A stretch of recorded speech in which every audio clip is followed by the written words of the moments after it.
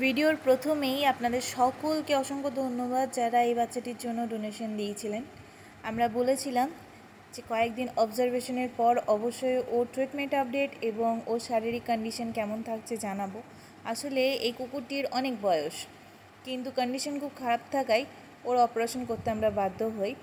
বর্তমানে আগের থেকে কিছুটা ভালো আছে, তবে বয়স বেশি থাকার কারণে ওর রিকভারি খুব স্লো। আমরা আপ্রাণ চেষ্টা করছি ওকে সুস্থ স্বাভাবিক জীবনে ফিরিয়ে আনার জন্য। প্রার্থনা করবেন ওকে যেন আমরা সুস্থ জীবনে ফিরিয়ে আনতে পারি। আসলে প্রকৃতির ওপরে কারোর হাত নেই, আমরা চেষ্টাটুকু করতে পারি তাদেরকে সুস্থ স্বাভাবিক জীবন দেওয়ার।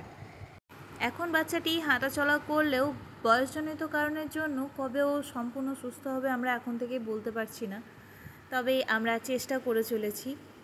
প্রার্থনা করবেন আমাদের ভালোবাসা, আমাদের যত্ন যেন সফল হয়।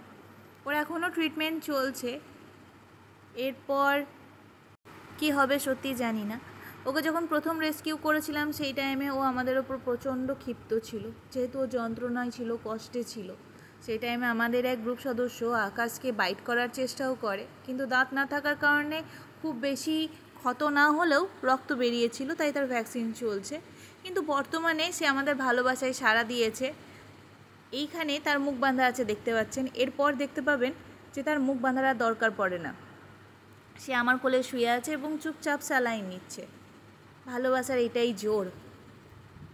আর সবথেকে দুঃখজনক ব্যাপার, এই অসহায় অবলাগুলি ভালোবাসা বুঝলেও মানুষ কিন্তু ভালোবাসা বোঝে না, বা নির্ভেজাল ভালোবাসার কদর সবাই করতে পারে না। তাই হয়তো প্রত্যেক দিন আমাদের পেজে এত নেগেটিভ কমেন্ট আসে আমাদের প্রতি।